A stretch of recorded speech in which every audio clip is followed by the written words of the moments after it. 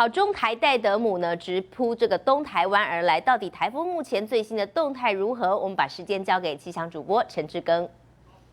是的，下午6点的时候呢，整个麦德姆台风的中心位置是距离花莲南东方大约230公里。从目前的路径图上来看，气象局是已经又南修了它整个行进的方向。从目前来看呢，中心位置可能会在花莲的秀林一带来登陆。下午2点左右，其实它的暴风圈就已经接触到了台东到恒春这一带的海岸线。不过，中心的行进方向还是朝西北的方向。速度上稍微减缓，大概是以每小时18公里的速度再来前进。预计要到今天晚间到明天清晨之间，中心才会登陆。而首当其冲的东部海岸线呢，目前可以说是整个风雨是已经开始发展起来。我们从雷达回波图上，我们可以看到，其实呢，整个暴风的这个雷雨带呢是已经陆续扫进了整个东半部地区，在宜兰花莲呢，目前都已经感觉到比较明显的阵雨的发生，而且呢，另外在北端的新北市东北角一段，我们也可以看到这边已经陆续有一些强烈的对流雨系发展起来，这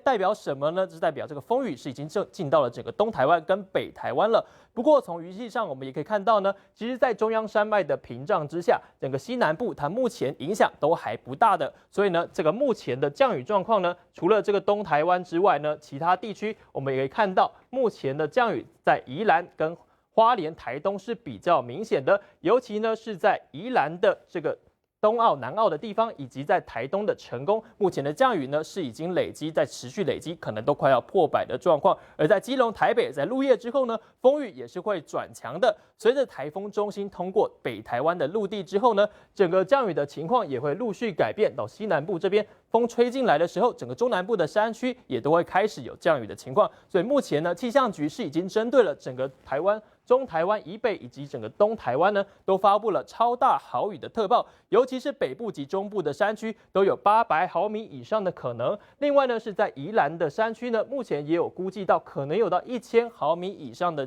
总雨量。另外呢，由于它的路径是偏南走的，所以目前呢，在云嘉南以及高屏的山区也都有列入整个超大豪雨特报的区域范围。中南部山区主要是在星期三白天之后，雨势会转为明显，所以可以说是全台湾都要列为严加戒备的范围。而目前呢，各地的风雨是陆续的增强。下午除了是在兰屿是已经先行宣布整个下午是停班停课之外呢，今天晚上18开始呢，台东、宜兰及花莲地区都是宣布晚上确定停班停课。另外，在花莲跟台东也是确定明天是不上班也不上课的。所以呢，最新的台风消息我们也会持续为您掌握。把时间镜头交还棚内主播。